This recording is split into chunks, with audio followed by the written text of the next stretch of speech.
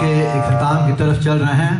सिर्फ और एक 12-15 मिनट के अंदर हम इस राग देश, एक छोटा सा राग है, इसको हम पेश करते हैं और वक्फा लेते हैं।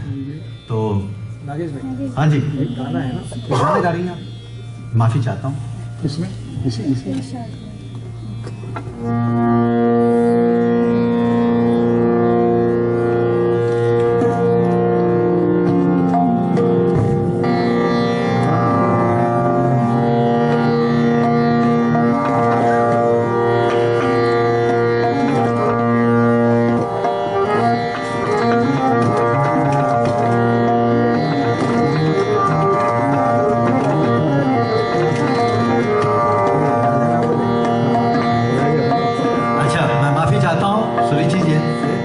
ये भी एक फिल्म का गाना है। शायर हैं जनाब राजेंद्र किशन। मूवी का नाम है